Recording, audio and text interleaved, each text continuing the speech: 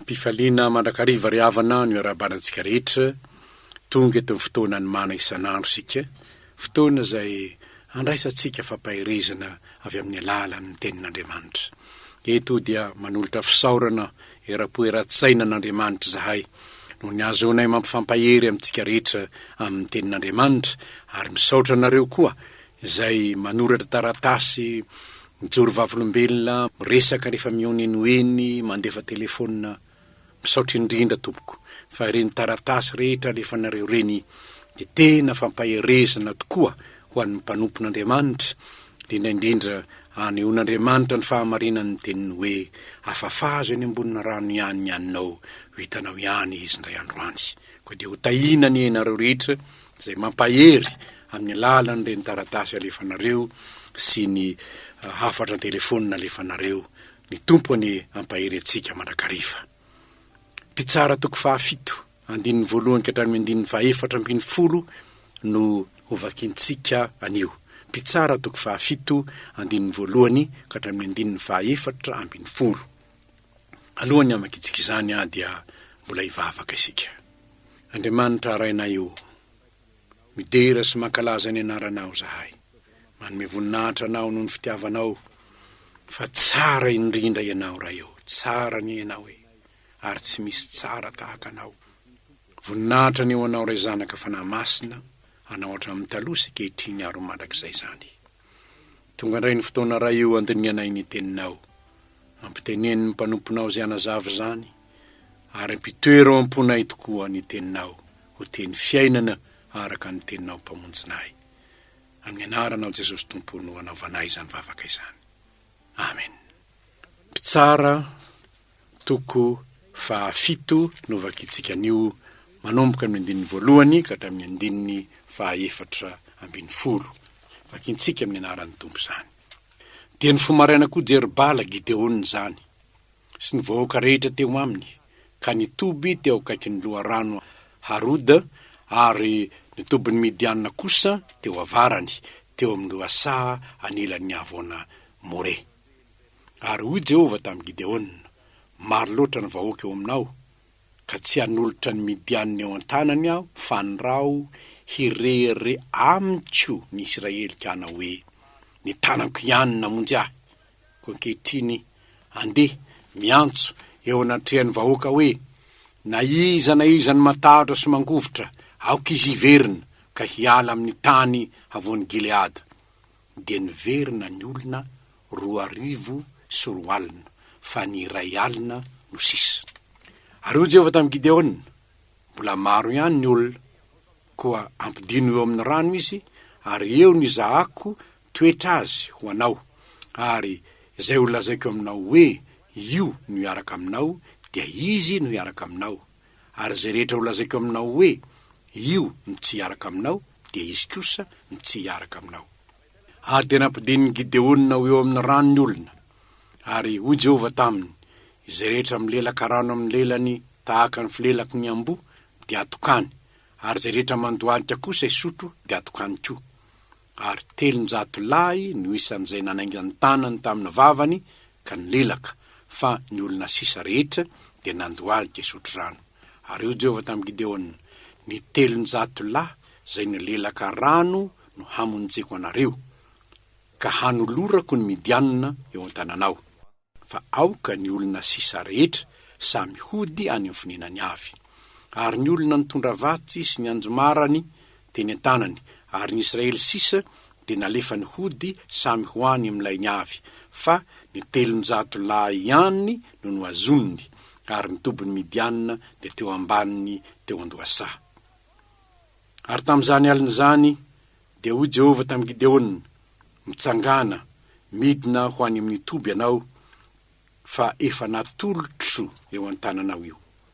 Fa raha matahotra hidina ianao, dia aoka hidina miaraka aminao ho any amin'ny toby pory zatovinao, dia horenao zay lazain'ny olona, ary rehefa afaka izany dia ampaherezina ny tananao hidinanao any amin'ny toby. Dia nidina niaraka tamin'ny pory zatovina izy ho any an-tsisin'ny olona, efa voaomana iady izay teo amin'ny toby. Ary ny Midianina sy ny Amalekita sy ny zanaky ny atsinarana rehetra dia nandro teny Andohasa tahaka ny valalany amaroany ary tsy tahisany ramevany fasika ny amoron-dranomasina ny amarony. Ary raha tonga teo Gideona indro nisy lehilahy nilaza nofy tamin'ny namany ka nanao hoe nanofy aho ka indro nisy mofo vary ordea nikodidi eo amin'ny tobiny Midiana ka nakamin'ny ilay anankiray dia nampiongana ny sy nampivadika azy ka dia nipetraka teo ny lay. Dia namaly namany ka nanao hoe tsy zavatra hafa zany fa ny sambatra Gideona zanaky ny Joasy lehilahy Israelita mihitsy efa natolotr'Andriamanitra eo an-tanany ny Midiana sy ny tobiny rehetra. Ray masino manamasinana amin'ny fahamarinana ny teninao ny fahamarinana.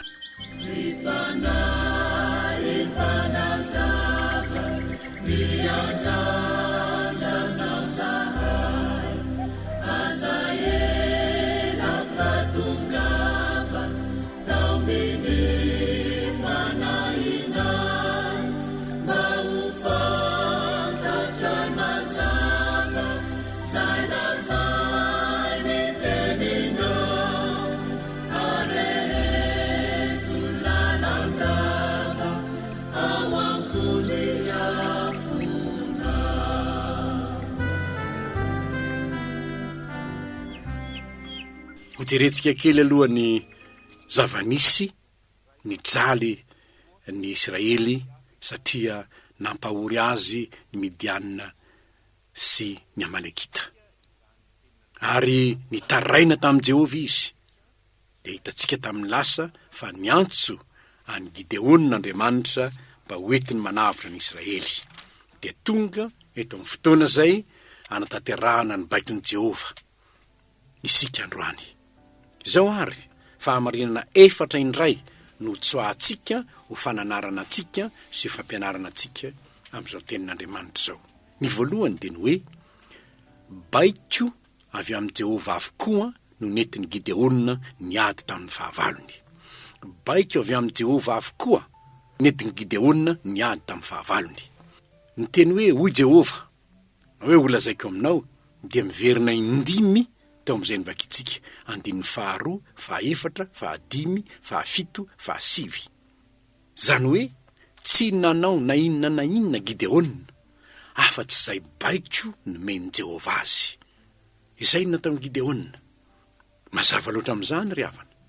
Afa raha misy amintsika teo mpiara-miasa amin'Andriamanitra tsy ny baiko ny filozofia ny tokony arahana raha manohitra tenin'Andriamanitra zany, na ny baiko ny ekônomia raha manohitra tenin'Andriamanitra zany, fa ny baiko ny Jehovah.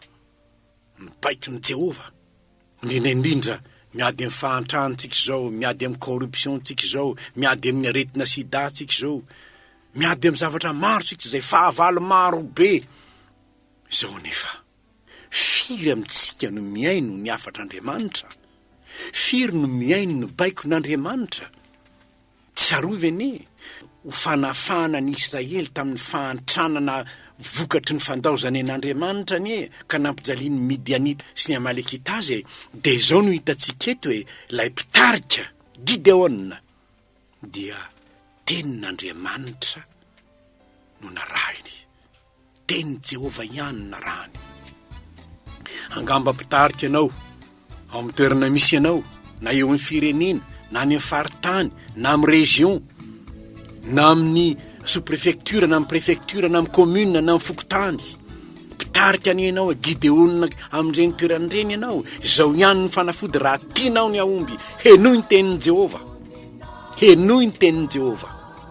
Zay ho lazaiko aminao ihany no ataonao ho izy tamin'i Gideona. Ary moa tsy teniny tamin'i Joshua va zany? Hitarika ny olona any amin'ny tany Kanana Joshua, aoka tsy hiala eo am-bavanao ny teniko izy. Joshua 1:7. Aoka tsy hiala eo am-bavanao ny teniko fa saintsainao andro manalina anaovanao arak'izay voasoratra io. Amin'izany dia alavrary ny lalanao ianao sady ambinina. Maro ny olona ny teo ambinin'Andriamanitra nefa tsy mihaino ny tenin'Andriamanitra. Josafata dia hiady da amin'ny Asirianina ny fireneny Israely. Dia niantso azy Ahaba, andao hiaraka amiko ianao fa mpirahalahy isika, samy mpanjaka izy roa lahy. Josafata mpanjaka tany Joda, Ahaba mpanjaka tany Israela avaratra. Dia niantso azy Ahaba andao hiara-miasa antsika hanafaka ny tanànantsika izay lasan'ny Asiriana. Dia hoy Josafata, hiaraka aminao afa saingy izao anontanio aloha ny tenin'i Jehova. Sambatra ny olona izay tsy mandeha amin'ny fisainany ratsy fanahy, tsy mandeha amin'ny lalina falehan'ny mpanota, tsy mipetraka amin'ny fipetrahan'ny mpaniratsira, fa ny lalàn'i Jehova no sitrany. Eny ny lalàna izay tsy ny andro manalina. Dia tahaka ny azo amboleny eo ambony rano velona izy ny salamy voalohany. Ny raviny tsy malazo ary ny asany rehetra dia ataony lavorary avokoa. Nahoana ny lavorary ny asany? Satria baiko avy amin'ny Jehova avokoa ny entiny miasa. Raha miara-miasa amin'Andriamanitra ny ianao raha miara-miasa amin'Andriamanitra ianao, baiko avy amin'ny Jehova, izany no raha ianao. Ary izany mahatonga antsika handiny tena. Dinio ny tenanao dinio ny tenanao. Raha Gideona kely amin'ny toerana izay misy ianao, tenin'i Jehova venao rahanao. Sao dia baiko ny mamona, sao dia baiko ny vola, sao dia fitiavam-bolana, fitiavan-karena, fitiavana laza, sao dia izany no mibaiko anao fa tsy ny tenin'Andriamanitra. Ny Gideona baiko avy amin'ny Jehova. Sa ianao ve ny anaraka an'izany? Fahavalo ve marobe aneny fahavalo marobe ny fahavalo, fa natoinina isan'ireo fahavalo ireo mampitahotra anao. Raha miaraka amin'ny Jehova ianao, baiko ny Jehova anao rahanao, tsy ianao nino iady fa Jehova. Fahamarina faharoa, mety hiteraka firehareana eo amin'ny fon'ny olona ny fandresena. Mety hiteraka firehareana eo amin'ny fon'ny olona ny fandresena. Hitan'i Jehova io. Zao no lazainy amin'ny andinin'ny faharoa. Ary hoy Jehova tamin'ny Gideona, maro loatra ny vahoaka eo aminao, ka tsy hanolotra ny Midianina eo an-tanany aho, fa nyrao hirehare amiko ny Israelika anao hoe ny tanako ihany no namonjy ahy. Mampalahelo ry havana fa mahavoa ny olona maro io. Raha vao mba misy fombiazana kely amin'ny zavatra atao dia nareo nga tsy mahalala anay. Ary fantatry Jehova izany. Dia efa nampitandrina izy any amin'ny Deutéronomia 5. Ny firehareana manko mora mahazo olombelona io. Raha vao mba misy zavatra kely mahomby dia izany mahavita an'izao zao no lazainy Deutéronomia 5 ampitandrina antsika any amin'izany. Deutéronomia 5 andininy 7:40. Hoy izy hoe andininy 10 manomboka amin'ny andininy 10. Ary rehefa mihinana ianao kavoky, saotra ny Jehova Andriamanitra ao noho ny tany soa izay mihina anao, dia mitandrema fa andrao adinoinao Jehova Andriamanitra ao, ka tsy ho tandremanao ny didiny sy ny fitsipiny ary ny lalàny izay efa andidiko anao anio. Fa andrao rehefa mihinana ianao kavoky, nanao trano tsara ka mitoetrao, ary miamaro ny ombonao sy ny omby amanosinao, mitombo koa ny volafotsinao sy ny volamenanao, ary mitombo ny fanananao rehetra, dia hiavonavona ny fonao ka ho adinonao Jehova Andriamanitrao. Mitandrema. Andiny 7:40. Ndrao ianao hanao anakapo hoe ny tanjako sy ny herin'ny tanako no nahavoriko zao arena izao. Tsarovy Jehova Andriamanitrao, fa izy nanome anao hery hahavory arena mba haory ny fanekeny izay nianianany tamin'ny razanao tahaka ny amin'izao an'izao. Tandreme, raha mihinana ianao kavoky dia hirere, hieboebo, nilaza ny tena hoe za ny tena nahavita an'izao, vitako ny tahaka n'itsy, vitako ny tahaka ny roa, hiteny tahaka ny Nebukadnezara, narerenana hoe tsy tiva amin'ny Babilôna lehibe izay naoriko tamin'ny heriko havako. Tandremo hoe ny firehareana mialofanravana. Avy aiza ny herinentinao nanatanteraka ny asa nataonao? Avy aiza? Ianao ve nanome fahasalamana ny tenanao? Tsia. Ary zany no tokony tandremantsika ry havana. Miankina amin'izy ianao. Iza no mena voninahitra raha misy zavatra tanteraka tamin'izay nataonao? Iza no mena voninahitra? Ny tenanao ve? Tsy zany any amintsika kristianina. Tsy zany. Na inona ataonareo dia atao voninahitra Andriamanitra zany rehetra zany.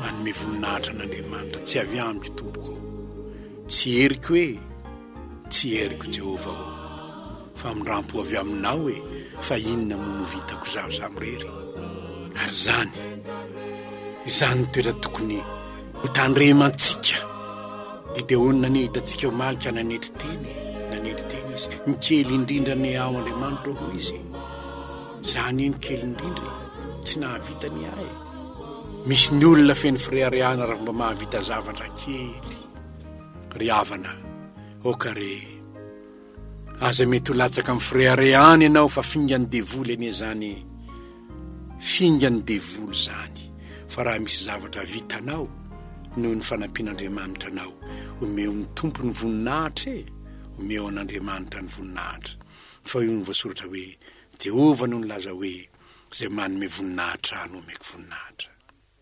Fahamarihana fahatelo, safidy no hirotsahana miaramilan'i Jehova.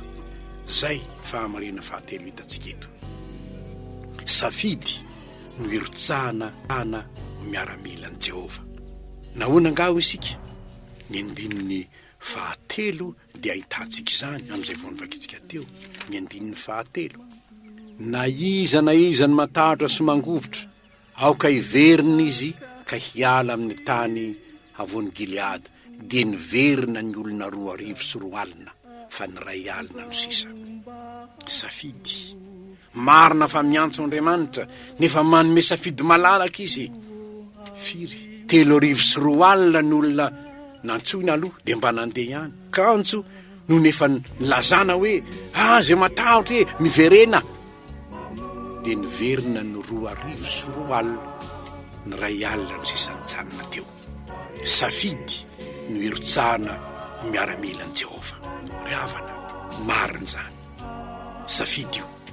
Firifiry ny olona mandre miantso ny tompo. Fa ny sasany ane tsy miditra. Raha ohatra moa zao misy fety anankiray dia apetaka eo ny afisy-ngeza be, atao daholo ny publicité rehetra. Fa izao safidy no andehanana any na tsy andehanana any. Ary tahaka izany koa ny hidirinao miaramilan'i Jehova. Misafidy. Fa izay rehetra miditra miaramilan'i Jehova nefa dia mazava loatra fa miaramila iady. Ry miaramila mandroso izao, Kristy kapiteny mialohanao, Jesosy kapitenay izao miantso izao. Iady no ilananay ka zovono anao, ady masina io, ady amin'ny devoly io. Ny ota no asinay, ny tany asandratra io paradisa soa. Izany no ady, tsy maintsy hirotsahan zay rehetra manaiky ny antson'Andriamanitra, na izy. Maonena diso, ny olona miverin-dalana ny betsaka. Ny olona miverin-dalana ny betsaka. Ary zany maonena ry havana. Miara-miady miaraka amin'Andriamanitra vitsy ny makany. Ary ndray andro ahatsiarovantsika zavatra nitranga tamin'ny andron'i Jesosy. Fa inona ngeniny seho no ny teniny amin'ny mofinaina Jesosy niala daholo ny olona rehetrarehetra. Dia ho Jesosy tamin'ny mpianany, ianareo koa ve mba te hiala fa lasa daholo ny olona rehetra. Fa hoana ho Petera, tompo hakany amin'iza moa zahay. Havako raha miantso anao miaramila ny fanjakany aty an-tany Andriamanitra, na hoana no hiverin-dalana ho any amin'ny miaramila n'izao tontolo izao, na hoana. Fa inona ny fanantenanao amin'ity zao tontolo izao mandalo ity?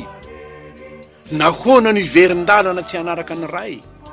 Na hoana no hiverin-dalana tsy hanaraka an' Jesosy? Na hoana? Fa misy inona antenainao eto amin'ity zao tontolo izao mandalo ity havako? Misy inona antenainao eto? Misy inona? Inona no antenainao eto? Inona moa so azon'ny olona namazo tontolo izao azy izy nefa veriny ainy no voasoratra. Jesosy anino ny teny zany. Atsiarovana ilay tovolahy anankiray, mba hoe anaraka anao Jesosy, anaraka anao Ay.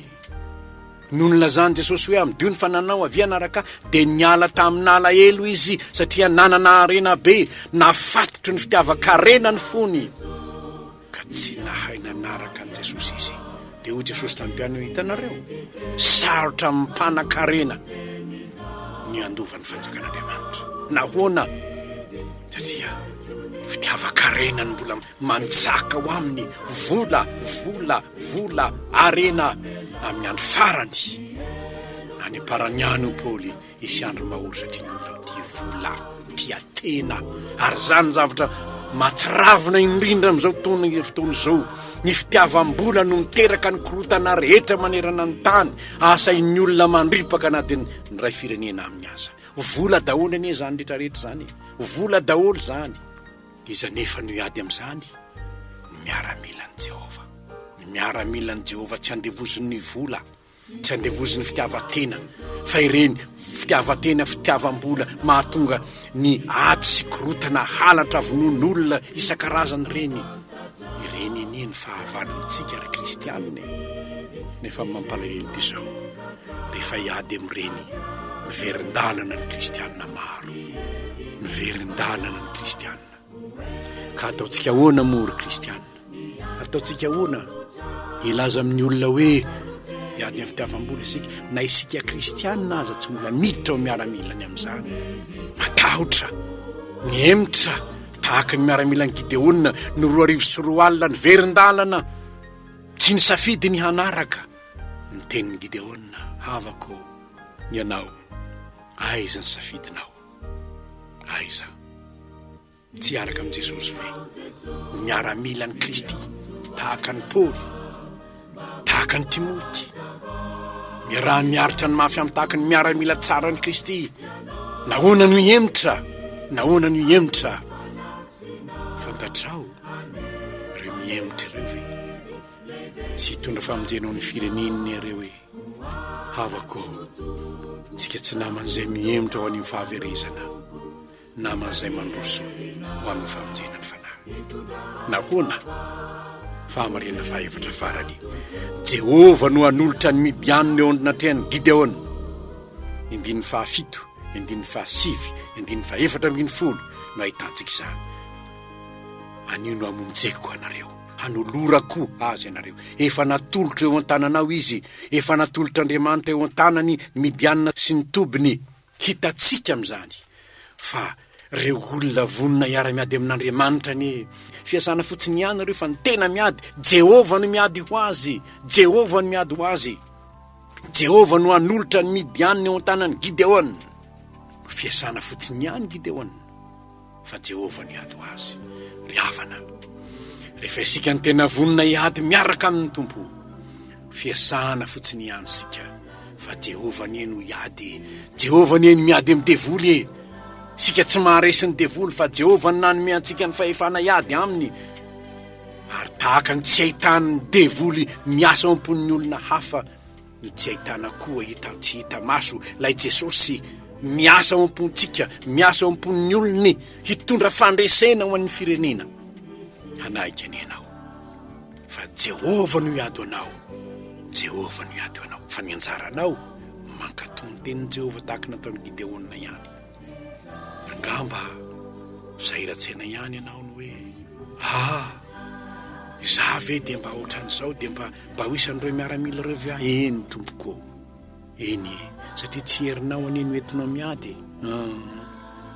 tsy herinao no hoentinao miady fa Jehova no hanolotra ny Midianina eo anatrehanao Jehova Jehova Jehova fantatrao moa Jehova fantatrao ve ilay Jesosy mpianatra mako fa iza moa ity fa ny rivotra sy ny rano aza manaiky azy zany eny io Jesosy io lay miteny amin'ny maty hoe ry Lazarosy mivoa dia mivoaka ny maty io mbola Jesosy miaraka aminao ry kristianina io lay tompony hery rehetra ny an-danitra sy aty an-tany io no hanolotra ny fahavalonao eo an-tananao rehefa miaino ny teniny ianao ry havana reo ary ny lesona no raisitsika androany baiko avy amin'ny Jehova nentin'ny Gideona niady tamin'ny fahavalony baiko ny Jehova ihany ny fiasana entintsika miady ny tenin'Andriamanitra sabatra ny fanahy mety mirere ny olona na dia Jehova aza no mampandresy azy tandremo sao dia hidirany frère ihany ianao raha misy fahavitana zavatra na eo amin'ny fiainanao zany na eo amin'ny anjara raharahanao zany Andriamanitra no mivoninahitra aza ny tenanao no indraindraina tsy ianao no nahavita zany fa Jehova niaraka taminao safidy ny irotsahana miaramilan Jehova, miantso anao ny tompo ho miaramila tsara ny Kristy, hiady amin'ny devoly sy ny fanaovan-dratsy eto amin'izao tontolo izao, mba hanafaka ny firenentsika amin'ny fampahorian'ny demonia. Aza lavine, aza miverin-dalana tahaka ireo 2:4 fa mandro soa hiaraka amin'ny tompo farany matokia. Fa rehefa Jehova no miantso anao ka mankatony teniny ianao, dia izy no hanolotra ny fahavalonao eo ampelan-tananao. Ho an'Andriamanitra ny voninahitra, ho antsika rehetra kosa ny toky ny amin'ny tenin'i Jehova hoe aza matahotra ianao fa mombanao aho, ary aza merikerika foana fa izano Andriamanitra hivavaka isika. Fa loatra ny fonay ry Andriamanitra raina eo mamaka ny tantara efa elany izany tantara izany, nefa ny tantara marina mandraka kehitriny ny fahamarinanao anatiny. Misaotra tompo, mpamonjy malalanay io, manaiky izay ho tafika ho ety an-tany, tafika hita maso, hiara-miady aminao tompo, mba ho anao Madagasikara, aza misy aveliverin-dalana ny kristianina mifona tompo, raha misy aza lasa ny verin-dalana avereno ho amin'ny filaharany miaramilanao Jesosy eo, mba hiady amin'ny ota izahay ho voninahitra ao, amin'ny anaranao Jesosy nanaovanay izany vavaka izany. Amen.